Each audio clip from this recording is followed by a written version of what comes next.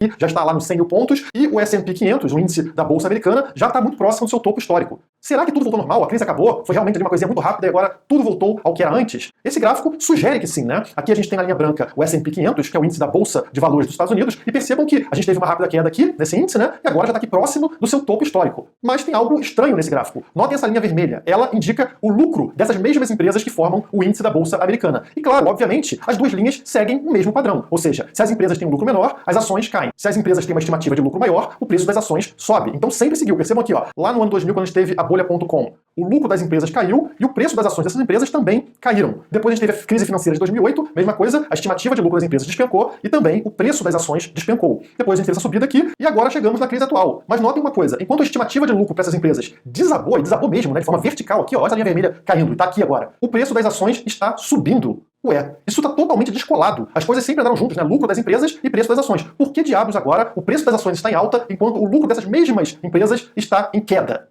Isso ocorre devido a uma distorção econômica chamada inflação. Na hora que você tem mais dinheiro jogado dentro de uma economia, o preço da cebola vai subir, o preço da cerveja vai subir, o preço da gasolina vai subir, o preço de imóveis vai subir e o preço de ações também vai subir. Todos os ativos são inflacionados. E ações são parte desses ativos. Então, elas também ficam mais caras entregando o mesmo. No caso aqui, é pior que isso. Você poderia olhar essa linha branca e falar, Guilherme, as ações estão voltando exatamente para o mesmo preço de antes. Então, é a mesma coisa, não é? Não, não é. Nesse pico anterior aqui, a gente tinha esse preço para as ações com uma base monetária muito menor. Então, com menos dinheiro, elas valiam esse valor. Agora, a gente tem muito mais dinheiro na economia para elas chegarem no mesmo patamar. O que acontece é o seguinte, percebam que nesse pico aqui, você pagava esse valor pelas ações, né, vamos considerar assim, um indicador como preço, né, então 3.207 pela ação, mas o lucro, essa linha vermelha, estava aqui posicionado em torno de 12%. Agora você está chegando no mesmo patamar de 3.207, pagando isso para conseguir um lucro aqui de 9%. O que aconteceu foi o seguinte, você está pagando a mesma coisa por menos. É o que a inflação faz. Se você colocar o mesmo dinheiro de antes, você compra menos. E é o que está acontecendo aqui. Você está chegando no mesmo patamar das ações, mas recebendo menos por essas ações. É uma falsa sensação de que estamos iguais ao passado. Não, nós não estamos. A base monetária mudou. Você pagava aqui essa quantidade de dinheiro quando existia menos dinheiro na economia. Agora você vai pagar a mesma coisa com muito mais dinheiro na economia. Esse dinheiro vale menos. É por isso que você está pagando tanto por algo que está trazendo tão pouco lucro.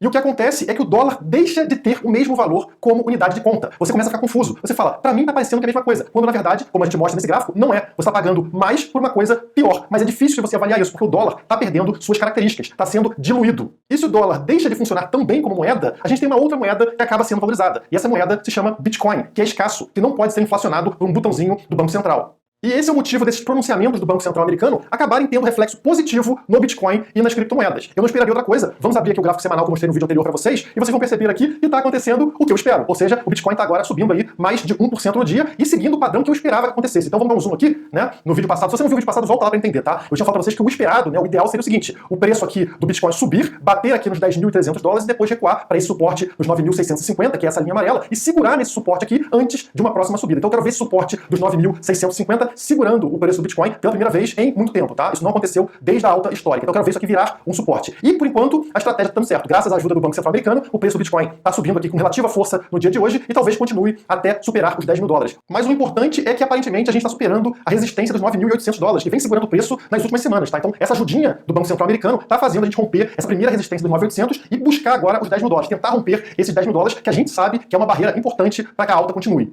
Mas a mensagem final desse vídeo é a seguinte, o Bitcoin, ele te apresenta a realidade. Ele é um ativo escasso, te entrega a mesma coisa e ele está ficando mais valorizado contra o dólar, que está perdendo valor, que está sendo diluído graças a essa impressão constante de moeda pelo Banco Central americano. Enquanto que as ações não estão te apresentando valor real, elas estão infladas por causa dessa injeção de dinheiro, enquanto o lucro dessas empresas está lá embaixo, está em queda vertiginosa. Então, isso aqui não é a realidade. As ações estão te enganando nesse momento porque você não enxerga essa inflação massiva que acontece na economia, enquanto o Bitcoin aqui está te apresentando a realidade. É por isso que não tem jeito, o Bitcoin vai continuar sua valorização devido à ineficiência de bancos centrais. Eles vão continuar apelando para a impressão de moeda e para outras estratégias keynesianas que nunca funcionaram e que nunca vão funcionar. Enquanto isso, eles valorizam o Bitcoin. E se você investe em ações, tome cuidado. Tenha certeza de que você está comprando o que você pensa que está comprando. Avalie o valor que você está pagando contra o lucro da mesma empresa e veja se não está ficando cada vez mais descolado, como está acontecendo aqui na economia dos Estados Unidos. Se quiser acessar mais informações como essa no dia a dia, entre para as redes sociais da Criptomaníacos, todas estão aqui na descrição desse vídeo. Por hoje é só, muito obrigado e até a próxima.